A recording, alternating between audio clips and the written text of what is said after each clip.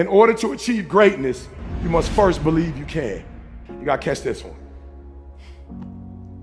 I honestly believed in the earlier part of my career, when I used to stand on these kind of stages, I wasn't as effective as I am now, because when I was first introduced to do something like this, maybe 500 people, 1,000 people, I literally would come in the room, and as gifted and as talented as I was, even though I belonged and I had everything I needed to do, I would walk in the room and feel like I don't belong in this room. I remember, same gift, the videos had already been out, my numbers were great, and I would come in rooms and go, or like that room, like I go to a high school, like boom, I go to a youth detention center, boom, I go to a prison, boom. I come to corporate and go, I don't know if I belong in here. Everybody in the room don't look like me. They don't come from where I come from. I don't know if I belong here. And I'll never forget. And I started talking to Les, and I started naming like, yo, you, Les Brown, this person, #1 in the world. He said, don't you ever say that again. I said, don't say what? He said, you the best in the world right now.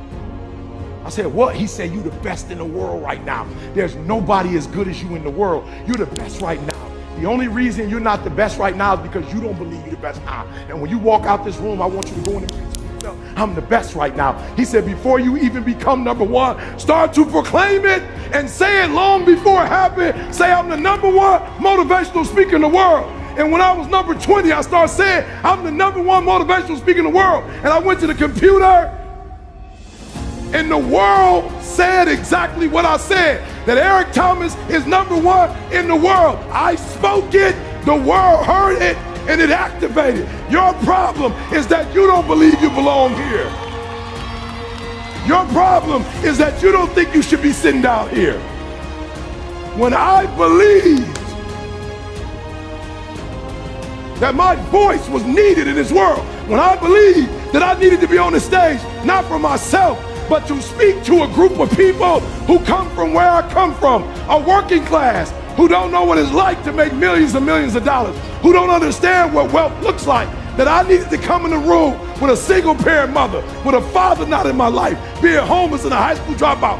Only somebody who comes from where you come from can tell you you belong. And I had to get my butt on stage, because there's some folks that Les Brown can't reach. There's some folks that Tony Robbins can't reach. There's some folks that only I can reach. And so I need to be on the stage with them, doing what I was called to do. And there are those of you still up there because you don't think you belong in that $1 million home. Look, I'll never forget when I first told them I was moving to California, I was putting my wife deserves to be out of the winter in Michigan. She deserves that. I remember they said, E.T., you moving to Cali? I was like, yeah. They said, what was the first thing they said? You know how expensive California is? I said, it can't be too expensive. There's millions of people that live there. Like for real, when I move there, it won't be like 5 of us in California. There are 5 human beings. I'm like, there's a lot of people live in California. It can't be that expensive. Are you selling your home in Michigan? I said, no, why would I do that? How can you afford 2 homes? How can I not? My wife has MS. How can I not? She wants to be with her family in the summer, and she wants to be in the warmth in the winter. How can I not be bi-coastal? I won't be the first one. As a matter of fact, there's some people who own 3 and 4 homes. So we got one there, and now I'm looking at the French Riviera as my next spot. We talked about the French Riviera, baby. That's my next spot. Listen to me very closely. If I had one message to leave you with that's a game changer, is you need to start to believe. Yeah, write this down. No. Do me a favor. Don't say that. Don't say you believe. Don't do that. Don't do that. Don't say, look, it's not a behavior that I'm looking for, it's a mindset. No, here's the problem. You can't have, as powerful as the human mind is, it cannot think 2 thoughts at once.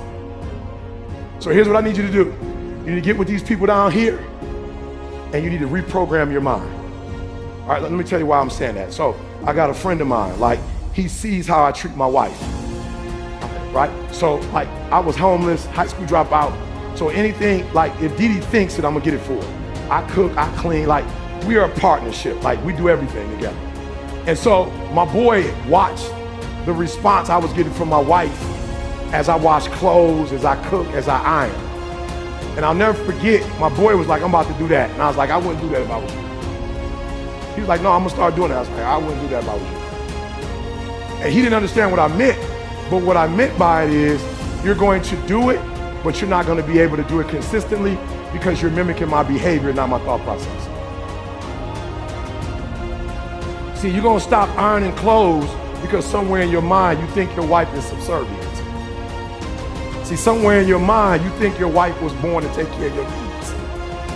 I'm not saying there's nothing wrong with that. I'm just telling you, you can't do what I do with that mindset. Like, you can't believe, because so now you're gonna start ironing clothes, and the people in your culture are gonna say, what are you ironing clothes for? That's a woman's job. See, I don't have a problem when people tell me, I'll never forget, I was on the floor in an apartment we had, and I was mopping the floor on my knees, and my boy came in and was like, what are you doing? I was like, I'm mopping the floor. You ain't never seen nobody wipe the floor. He was like, not on your hands and knees. I was like, yeah, my wife is a neat freak, so I got to get on my hands and whatever. He was like, yo, bro, you whipped. I was like, you ain't know that? What, you trying to embarrass me? You just found out I was whipped, bro? He was like, yeah, you whipped. I was like, I see that as a compliment. Whipped. Bruh, when I was homeless and living in abandoned buildings, my girl would sneak me into her crib. When I didn't have a job, she would give me her allowance at 15. When I went to college, she was the one that said, go get your GED and follow me to college or I'm breaking up with you. When I started my speaking career, she was the one that got her job first as a nurse, and we had health insurance, and the first house we bought, my credit was so messed up, she couldn't even take my last name. She bought the first house with her credit. What do you mean about, yeah, I'm whipped and loving it. I'm about to buy me a shirt that said whipped. So you ain't even gotta ask me. Are you hearing what I'm saying? I worship the ground she walks on because she's been there for me since day one. So you can't mimic what I'm doing if you don't think like I think. I look at my wife as a queen. You look at your wife as your servant.